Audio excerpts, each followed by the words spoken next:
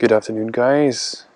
My name is Simon and welcome to the first episode of Motor Vlog. I'm going to be discussing the Honda NC750X, as you can see here in red.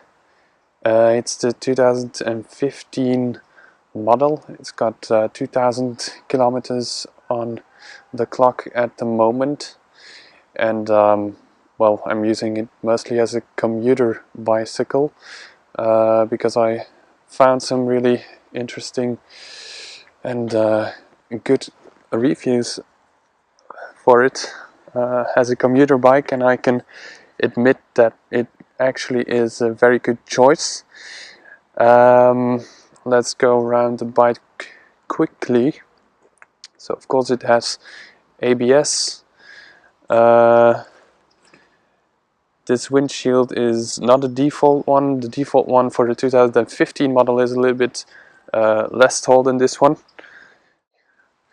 So one of the main characteristics of this bike, of course, is the fact that you have extra space. A lot of extra space, really, because of the position of the engine, which is a lot more horizontal than most other bikes. Actually, in case you didn't know yet, the NC of NC750X stands for New Concept, and this of course is part of the New Concept. This locker space fits a complete full face helmet. Unfortunately, I don't have one. My girlfriend does have one and it fits perfectly, but mine doesn't. Which is a shame, but it's really useful to bring some small stuff. This lock here goes both ways. If you turn it the other way around, it opens the fuel space. It's got a 14-liter tank, and as this bike is really good for fuel economy, this will get you somewhere above 300 kilometers, which is very nice.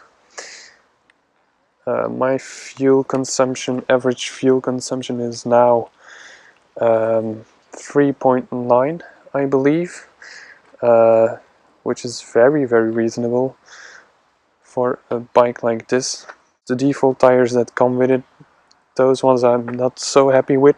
They lose grip quite easily, I'm afraid. So I'm thinking of maybe changing them for the winter. I will be driving to work, well, the whole year around, really. At least I hope. But these tires, I don't feel so comfortable with them. But that must be the only downside that I've found so far. Looking at the indication LED over here, you have the total mileage, the time, of course your speed, the gear you're in, and the fuel level.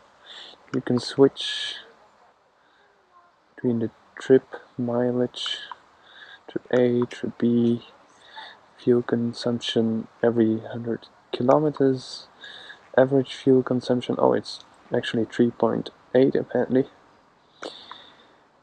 And then you here have the revs, of course, and you have a rev limiter at 6,500, which is quite unusual. But yeah, it doesn't bother me. It seems to bother some other people, but the speed you get, acceleration you get, is really good.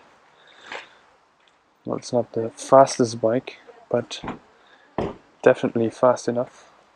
As you can see, there's a couple of things that are not standard on this bike, like the grip heating, these extra windshields, the higher central windshield, these safety bars and the extra gear for yeah, equipment. Overall, I'm really happy with the value of this bike. For about 7,000 euros. This must be some of the best that you can get. It should last me for a few more years for sure. Driving every day to work. That's about 60 kilometers a day. Let's check it out and go for a spin.